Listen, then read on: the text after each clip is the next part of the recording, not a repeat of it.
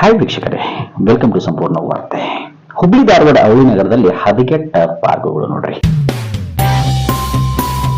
ರಾಜಾರೋಷವಾಗಿ ನಡೆಯುತ್ತಿರುವ ಅನಾಚಾರಗಳು, ಕಣ್ಮುಚ್ಚಿ ಕುಳಿತಿರುವ ನಗರಸಭೆ ಅಧಿಕಾರಿಗಳು.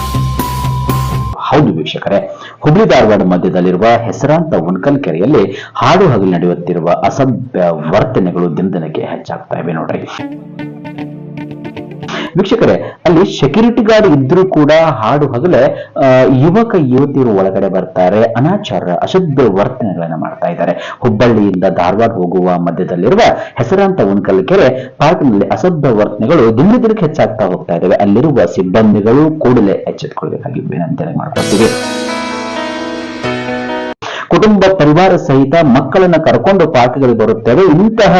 ಇಂಥವನ್ನು ನೋಡಿ ಅಸಭ್ಯ ವರ್ತನೆಗಳು ನೋಡಿ ಅವರು ಬೇಸತ್ತು ಹೋಗ್ಯಾರ ನೋಡ್ರಿ. ಇಲ್ಲಿರ್ತಕ್ಕಂಥವ್ರು ಎಲ್ಲ ನೆಟ್ಟಿಗರು ಅಂತಾರೆ, ಇಲ್ಲ ಸರ್ ಈ ರೀತಿ ನಾವು ನೋಡಿ ನಮಗೂ ಒಂಥರ ಅಸಹ್ಯ ಆಗ್ತಾ ಇದೆ. ಕಾರಣ ಅಂದ್ರೆ ನಮ್ಮ ಮಕ್ಕಳೆಲ್ಲ ಕರ್ಕೊಂಡು ಬಂದಿರ್ತೀವಿ, ಹೆಣ್ಮಕ್ಳೆಲ್ಲ ಬಂದಿರ್ತಾರೆ.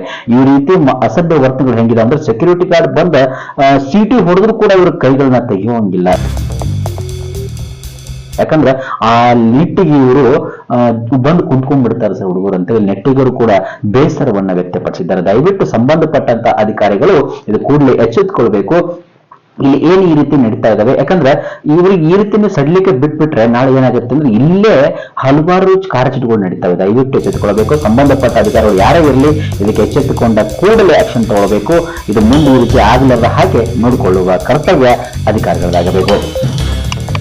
ನಮಗ್ ಕೊಡ್ರಿ ಅವ್ರ ಅಪ್ಪ ಮುಟ್ಟಿಸ್ತಾನೆ